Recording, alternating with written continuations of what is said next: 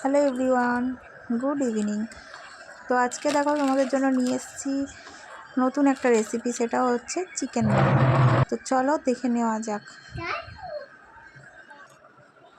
তো প্রথমেই দেখো আমি আমার পরিমাণ মতো ময়দা নিয়ে নিয়েছি, নিয়ে ওর মধ্যে আমি লবণ দিয়ে দিয়েছি, দিয়ে আর অল্প সামান্য পরিমাণে তেল দিয়েছি, সাদা তেল দিয়ে এবার ওটাকে ভালো করে মিশিয়ে নিয়ে আমি একটা ডো বানাবো প্রথমে। তো সেই জন্য জল দিয়ে অল্প অল্প করে জল দিয়ে মেখে নেব। দেখো অল্প অল্প করে ডো মেখে নিয়েছি ডোটা। তো নিয়ে এবারে আমি এটাকে চাপা দিয়ে রেখে দেবো বেশ কিছুক্ষণের জন্য। তো এদিকে দেখো আমি চিকেনের যে সলিড পিসগুলো ছিল সেগুলো থেকে আমি কিমা করে নিয়েছি, গাজর গ্রেট করে নিয়েছি, পেঁয়াজ কুচি করে নিয়েছি, লঙ্কাও কুচি করে নিয়েছি। যেহেতু আমি বাড়িতে বানাচ্ছি, তো তোমাদের দাদাভাই বলল যে এটাকে আর কি দোকানের মতো কাঁচা মাংসটা দিয়ে আর কি করতে বারণ করলো। তা আমি বললাম ঠিক আছে, তো চলো মাংসটাকে আগে যেমন করে সেরকম কষিয়ে নিই। তো আমি এইভাবেই করলাম, দেখো কেমন লাগলো। প্রথমে কড়াইয়ে তেল গরম করে পেঁয়াজ কুচিগুলো আমি দিয়ে দিয়েছি। দেখো পেঁয়াজ কুচিগুলো ভাজা হতে হতে থাক।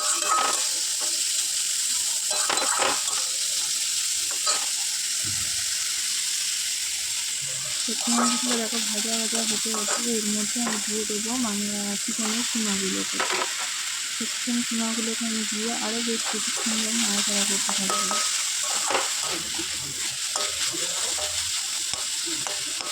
তো এবার দেখো এর মধ্যে চিকেন কিমাগুলো দেওয়ার পরে আমি দিয়ে দেবো কুচানো কাঁচা লঙ্কাগুলোকে। তো কাঁচা লঙ্কাগুলো দিয়েও ফের আমি কিছুক্ষণ নাড়াচাড়া করতে থাকবো।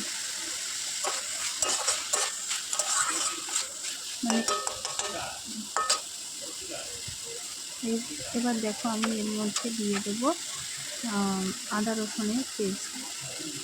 তো দেখো আদা আর রসুনের পেস্ট আলাদা আলাদা করে আমি দিয়ে দেবো, পরিমাণ মতো যতটা লাগবে ততটাই দেবে।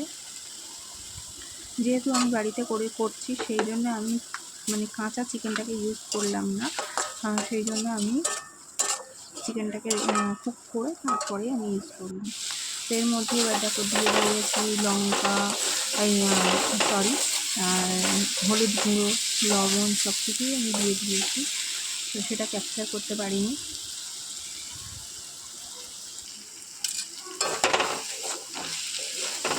এতে কিন্তু একটুও জল দেবে না, কোথাও জল দেবে না, দেখে সুন্দরভাবে চিকেনটা সেদ্ধ হয়ে যাবে।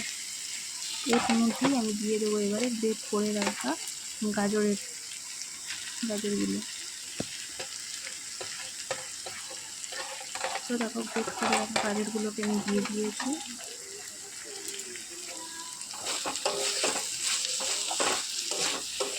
গ্রেট করে রাখা গাজরগুলো দিয়ে দিলাম, দিয়ে আমি ভালো করে মিশিয়ে নেব।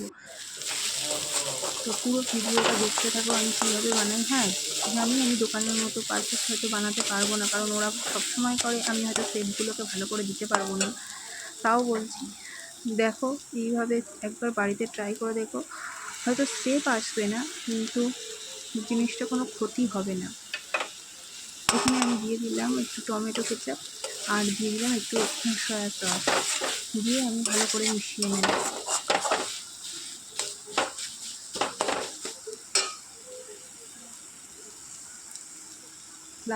লাস্টে আমি দিয়ে দিলাম এটা গরম মশলার গুঁড়ো। দেখো আমার পুরটা প্রায় রেডি হয়ে গিয়েছে। এবারে দেখো আমি চলে এলাম, যে ডোটা মাখা ছিল দেখো কি সুন্দর মাখা হয়ে গিয়েছে। এবার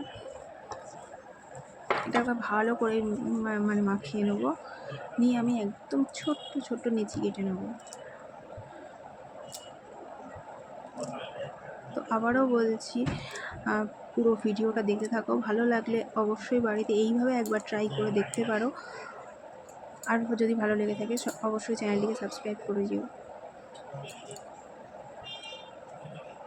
বারবার একটাই কথা বলবো যে কোনো ক্ষতি হবে না। বাইরের যে কাঁচা মাংসটা দেয় সেটাতে হয়তো অনেকের প্রবলেম হতে পারে বা ক্ষতি হতে পারে, কিন্তু বাড়িতে এইভাবে চিকেনটাকে যদি কুক করে নিয়ে তোমরা বানাও, হয়তো সেফ দিতে পারবে না, কিন্তু কোনো ক্ষতি হয়তো হবে না। তো দেখো ছোট্ট ছোট নিচে করে নিলাম, নিয়ে আমি ছোট ছোট করে বেলে নেবো, নিয়ে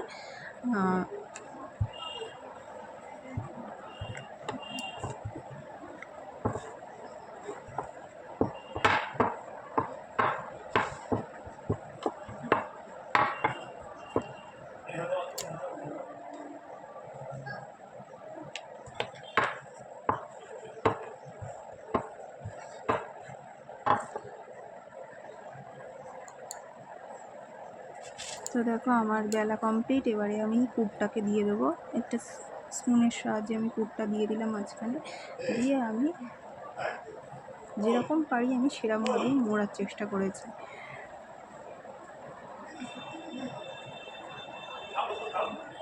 আমি জানি হয়তো দোকানের মতো পারফেক্ট বানাতে পারিনি, কিন্তু আমি জাস্ট ট্রাই করেছিলাম বাড়িতে, সেটাই তোমাদের সাথে শেয়ার করলাম।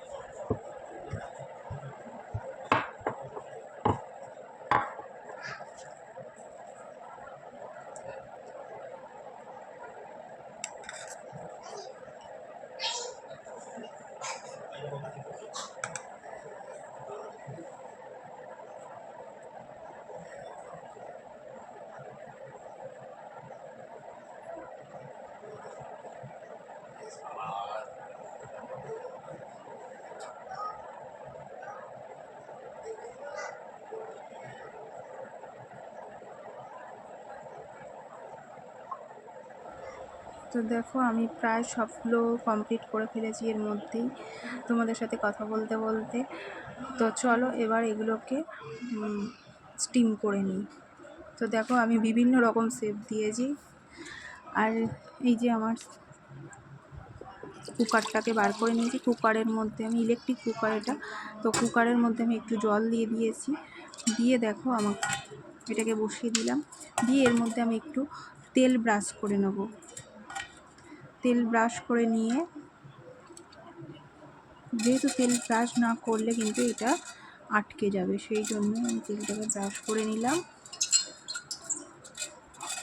একটু সাদা তেল ব্রাশ করে নিয়ে তারপর তোমরা দেবে, নাহলে কিন্তু এটা আটকে যাবে। তো দেখো আমি ভালো শেপ দিতে পারিনি, কিন্তু আমি চেষ্টা করেছি, তোমরাও এইভাবে বাড়িতে ট্রাই করো। তো দেখো এগুলোকে এবার স্টিম হতে দেবো আমি।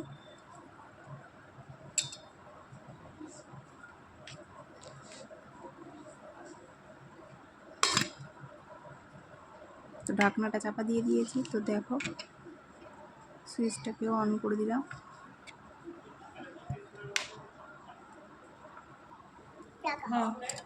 তো দেখো স্টিম হওয়ার পরে 5-7 মিনিট পরেই ফিরে এসে দেখলাম যে মোটামুটি স্টিম হয়ে গিয়েছে। তো দেখো এটাকে আমি স্পুন দিয়েই, যেহেতু গরম সেহেতু স্পুন দিয়েই তুলে নিতে হবে। তো দেখো আমি যেহেতু মানে চিকেনটাকে আমি কুক করে নিয়েছিলাম, সেই জন্য দেখো ভিতরে থেকে একটা হলুদ ভাব এসে গিয়েছে। যখন ওটা মানে কাঁচা চিকেন দেওয়া হয় সেই জন্য ওটাকে সাদাই থাকে। তো দেখো একবার তো কুক করা হয়ে গিয়েছে, স্টিম করা। তো সেকেন্ড স্টেপে আমি আর কিছু ছিল সেগুলোকে স্টিম করে নেব, নিয়ে চলো তোমাদের সাথে শেয়ার করি। অবশ্যই জানাবে কমেন্টে কেমন লাগলো আমার এই ঘরোয়াভাবে চিকেন মোমো বানানোর রেসিপি। তো আজকের মতো দেখতে থাকো। এই দেখো চিকেন মোমো আমার রেডি। আজকের মতো টাটা, এখানেই শেষ করলাম।